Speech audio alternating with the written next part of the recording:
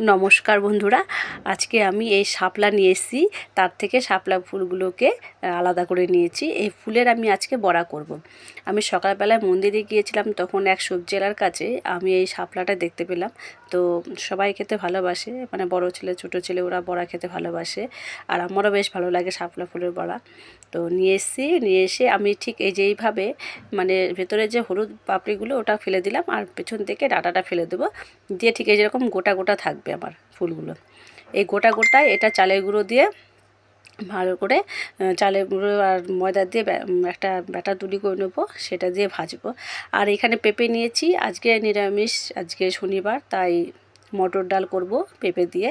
এমনিতে সবজি খেতে চায় না, তো ডালে দিলে পরে সবজিটা খেয়ে নেয়, ওই জন্য পেঁপেটা ডালে দিয়ে দেবো, ভালো লাগে খেতে। আর এখানে আমি চিচিঙ্গা ছাড়িয়ে নিচ্ছি, চিচিঙ্গা দিয়ে একটা নিরামিষ তরকারি করব। তো আপনাদেরকে দেখাচ্ছে এটা।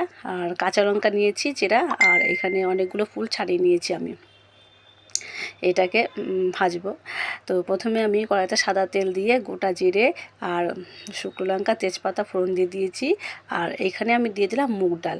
মুগ ডালটাকে ভালো করে ভেজে নেব, একটু লাল লাল করে। ভাজা হয়ে গেলে তার মধ্যে আমি এই যে চিচিঙ্গাগুলোকে দিয়ে দিচ্ছি।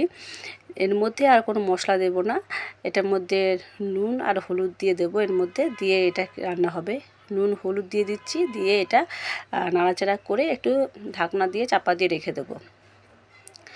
তো এইটা আমি আজকে নতুনভাবে করছি। আর চেরা কাঁচা লঙ্কাটা দিয়ে দিচ্ছি, এটা আমি একটু নাড়াচাড়া করে চাপা দিয়ে রেখে দেবো। এই যে আমি চাপা দিয়েছিলাম, কিছুটা সেদ্ধ হয়ে গেছে, একটু জল নেই দেখেছেন। এবার আমি একটা বাটির মধ্যে ছোটো জল, মানে একটা বাটির মধ্যে জল নিয়েছি অল্প একটু, সেই জলটা দিয়ে দেবো। একটু মাখো মাখো হবে আর একটু সেদ্ধ হবে তার জন্য।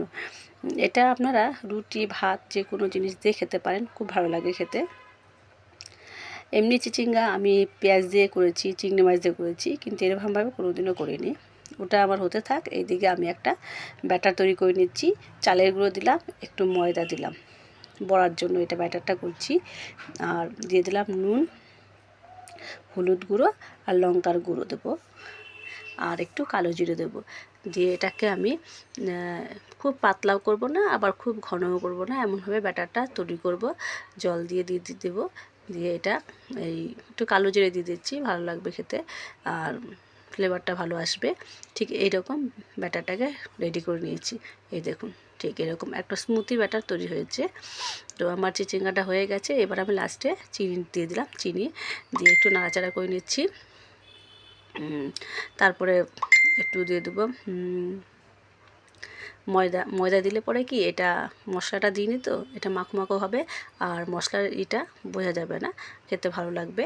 আর একটু ঘি দিয়ে দেবো, নিরামিষ তরকারি তো একটু ঘি দিয়ে দিলাম, দিয়ে এটাকে একটু ভালো করে নাড়াচাড়া করে এটা নামিয়ে নেব। হয়ে এসছে এটা।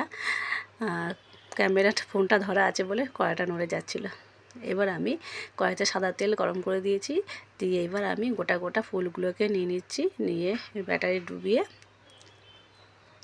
এক এক করে বড়াগুলোকে ভেজে নিচ্ছি। প্রথমে বেশি দেব না, তাহলে লেগে যেতে পারে, ওই জন্য অল্প অল্প করে দিচ্ছি। ঠিক এরকম করে ফুলগুলো দিয়ে দিচ্ছি। এই বড়াগুলো কিন্তু ডালের পাতে বেশ ভালো লাগে খেতে, আপনারা বাড়িতে এরকমভাবে খাবেন, ভালো লাগবে খেতে। মানে মনে করবেন যেদিনকে নিরামিষ আছে বা খেতে ভালো লাগে না, তখন এই ভাজাটা করে নিলেন, খেতে ভালো লাগে।